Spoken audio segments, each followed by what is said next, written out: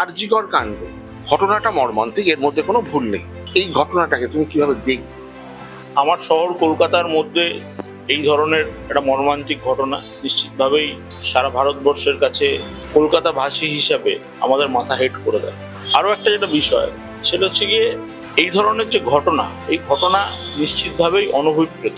এই ঘটনা না হওয়াটাই উচিত ছিল। এবং এই ঘটনাকে কেন্দ্র করে দেখা গেল কলকাতার মানুষ, পশ্চিমবাংলার মানুষ রাগে, ক্ষোভে, কষ্টে, দুঃখে, প্রকৃত অপরাধীদের শাস্তির দাবিতে লাখে লাখে কলকাতার রাত দখল করলো। এবং আমার মনে হয় যে ভারতবর্ষের ইতিহাসে এই যে ঘটনা, এই ঘটনা এটা আবার বুঝিয়ে দিল যে সাধারণ মানুষ একটা অবস্থার পর একত্রিত হবে এবং যে কোনো অবস্থার বিরুদ্ধে যদি দেখা যায় যে ভুল হচ্ছে, তাহলে কিন্তু তারা সংঘবদ্ধ লড়াই করবে। রাত দখল করলো মানে যখন প্রচার শুরু হয়েছিল তখন আমরা অন্তত জানতে পেরেছিলাম যে একটা সাধারণ মানুষের আন্দোলন, কিন্তু সেই রাত দখলের আন্দোলনে দেখা গেল বেশ কিছু রাজনৈতিক দল নয়, রাজনৈতিক সংগঠন, ফ্রন্টাল অর্গানাইজেশনের ফ্ল্যাগ দেখা গেল। এই বিষয়টাকে তুমি কিভাবে ব্যাখ্যা?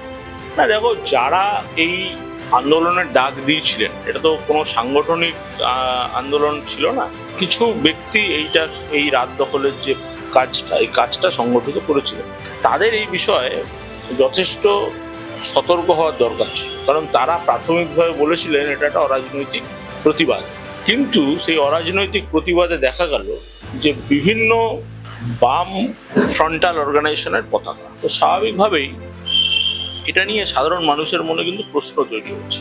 তারপর দেখা গেল যে ওই বেলা 3:30 4টে নাগাদ এই আন্দোলন যারা সংগঠিত করার জন্য ডাক দিয়েছিলেন, তারা বললেন যে কোনো রকম শঙ্খ তারা কিন্তু এই আন্দোলনে অ্যালাউ করবেন। তখন আরও প্রশ্ন জাগতে শুরু করলো যে সাধারণ মানুষ প্রতিবাদে সামিল হবেন, যে যেরমভাবে পারবেন সে সেরমভাবে সামিল হতেই পারেন। কেউ শঙ্খ নিয়ে যাবেন, কেউ ভারতের ফ্ল্যাগ নিয়ে যাবেন, কেউ অন্য কিছু নিয়ে যাবেন। তো এই প্রতিবন্ধকতা লাগানো এবং তার পরবর্তী সময় দেখা গেল যে সেখানে বেশ কিছু রাজনৈতিক দলের পতাকা। এটা দুর্ভাগ্যজনক, এটা না হলেই হতো। দেখুন, আমি একটাই কথা বলতে চাই একজন সাধারণ কলকাতাবাসী হিসাবে, ইতিমধ্যেই এই ঘটনা সিবিআই টেক আপ করেছে।